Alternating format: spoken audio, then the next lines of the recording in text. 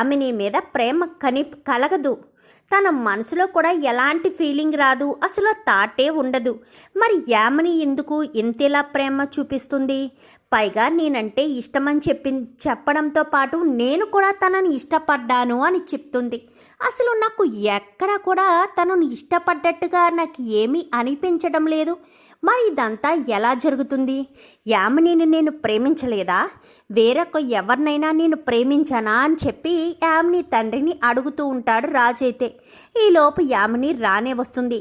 చెప్పండి అంకుల్, నేను యామినిని కాకుండా ఎవరినైనా ఇష్టపడ్డానా, లేక నన్నెవరైనా ఇష్టపడ్డారా? చెప్పండి అంకుల్ అని చెప్పాను. కానీ ఏంటి డాడీ ఏం మాట్లాడరేంటి?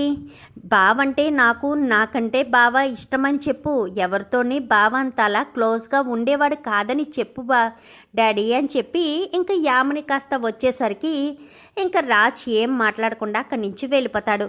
రాజుని చూస్తుంటే బాధ కలుగుతుంది యామిని అని చెప్పాను. కానీ చూడండి డాడీ, కొన్ని రోజులు ఓపిక పట్టండి. నా మెడలో 3 ముళ్ళు పడ్డ మరుక్షణం ఖచ్చితంగా రాజ్లో మార్పు వస్తుంది. అప్పుడు ఖచ్చితంగా నన్ను భార్యగా గుర్తిస్తాడు.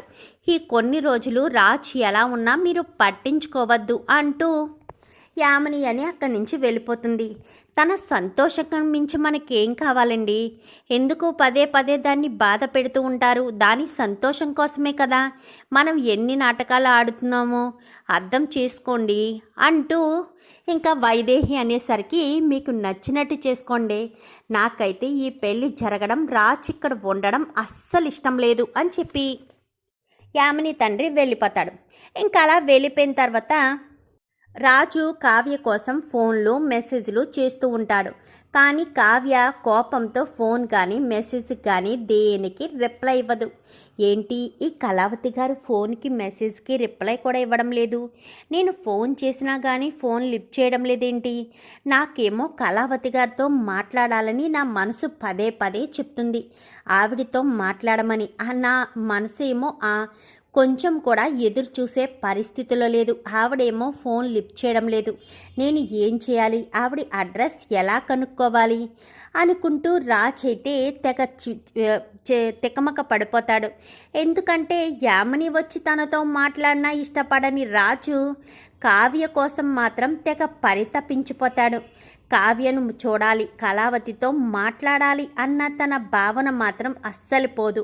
మరి ఎలా కావ్య దగ్గరికి వెళ్ళాలి అన్న ఆలోచన మీద రాజైతే ఇంట్లో ఎవరికీ చెప్పకుండా కారు తాళాలు తీసుకుని బయటికి వచ్చేస్తాడు.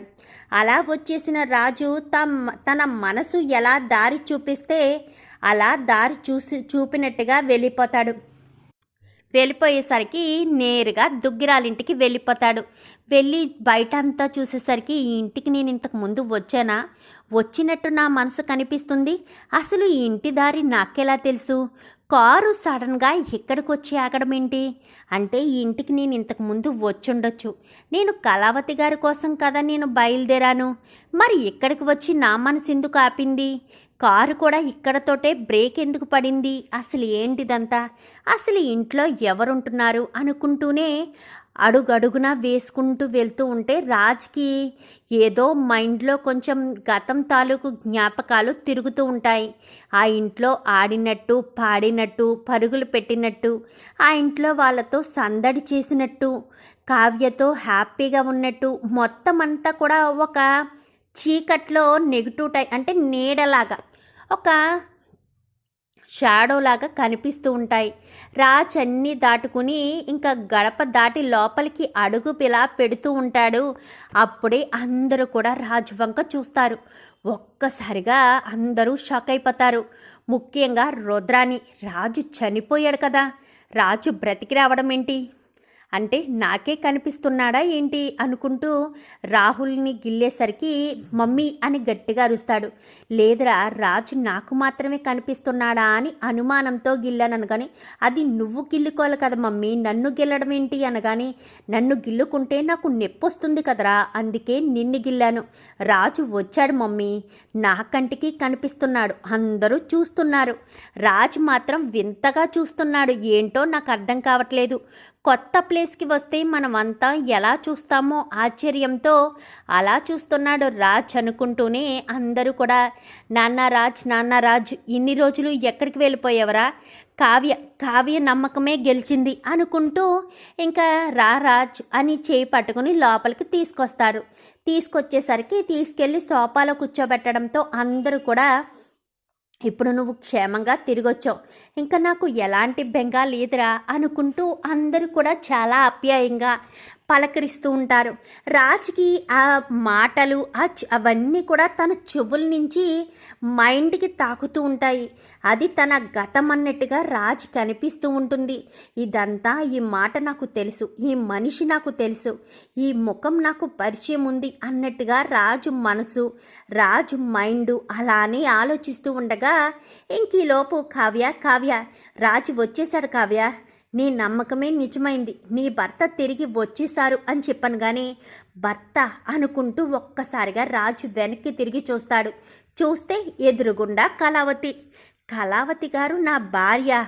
అందుకనేనా కళావతి గారిని చూసినప్పుడల్లా నా మనసు ఆందోళన చెందుతుంది అనుకుంటూ ఇంకా చుట్టూ తన మైండ్కి అంటే ఆ గతం తాలూకు జ్ఞాపకాలన్నీ తన చుట్టూ తిరిగి ఒక్కసారిగా రాజు మైకం కమ్మి కళ్ళు తిరిగి పడిపోయేసరికి నాన్న రాజ్ ఏమైందిరా, ఏం జరిగింది అని అనేసరికి ఒక్క నిమిషం అత్తయ్య అని ఇంకా మొహం మీద నీళ్లు చల్లడంతో కళ్ళు తెరిసేసరికి అందరినీ చూస్తాడు. చూడడంతో అర్థమవుతుంది రాజ్కి, అంటే ఇది నా కుటుంబం అన్నమాట, నాకు ముందే పెళ్ళయింది. మరి ఆ యామిని ఎవరు అంటే యామిని అబద్ధం చెప్తుంది. ప్రతి ఒక్కటే అబద్ధమే. నాకు తల్లి తండ్రి ఉన్నారు, భార్య ఉంది, అందరూ ఉన్నారు. నాకు గతం గుర్తు రాకపోయినా అర్జెంటుగా పెళ్లి చేసుకోవాల్సిన అవసరమేముంది?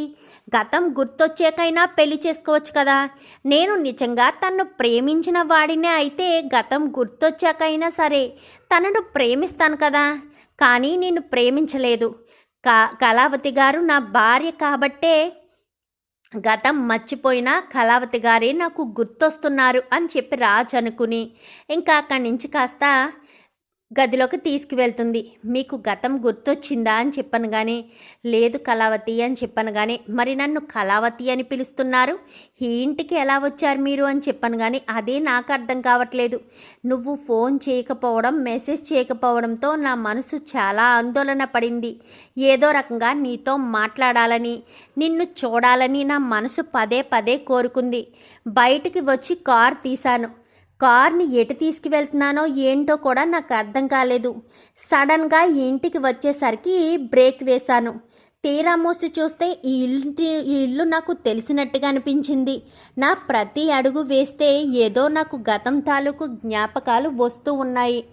ఏం చేయాలో అర్థం కాక లోపలికి వచ్చేసరికి అసలు విషయం నాకు అర్థమైంది. యామిని ఏదో కుట్ర చేస్తుందని, అందువల్లే నేను అక్కడ ఉన్నానని, నా ఫ్యామిలీ అంతా వీళ్ళని, నాకు ఆల్రెడీ పెళ్ళయింది కాబట్టి ఎక్కడ గతం గుర్తొస్తే నేను మీ దగ్గరికి వచ్చేస్తానేమోనన్న భయంతోనే యామిని నాకు గతం గుర్తు రాకపోయినా ఎందుకో యామిని పెళ్లి చేసుకోవాలని ఎంతలా ఆరాటపడుతుందో నాకు అర్థం కావట్లేదు. పదే పెళ్ళి అని నాటకాలు ఆడుతుంది.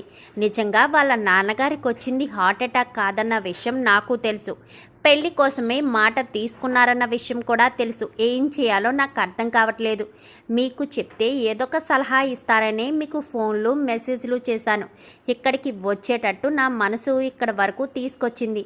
నాకు గతం గుర్తొచ్చింది అని చెప్పి రాజ్ అనుకుని అక్కడి నుంచి కాస్త ఎక్కడికి వెళ్తున్నారు అనగాని ఆ యామినిని ఎంత ఈజీగా ఎందుకు వదిలేస్తాను, చెప్తాను యామిని పని అంటూ రాజ్ కాస్త అక్కడికి వెళ్తాడు. ఎక్కడికి వెళ్ళావు రామ్ అని చెప్పాను కానీ నేనా చిన్న పనుండి బయటికి వెళ్ళాను అని చెప్పనేసరికి బయటికి వెళ్తే నాకు గతం గుర్తొచ్చేస్తుందనా? గతం గుర్తొచ్చినా నువ్వే కదా ఉంటావు యామిని, ఎందుకంత టెన్షన్ పడుతున్నావు? నాతో పెళ్లి చేసుకోవాలని ఎందుకంత హడావిడి పడుతున్నావు? ఏమవుతుంది? గతం గుర్తొస్తే మాత్రం నువ్వు నా లైఫ్లో ఉండకుండా వెళ్ళిపోతావా?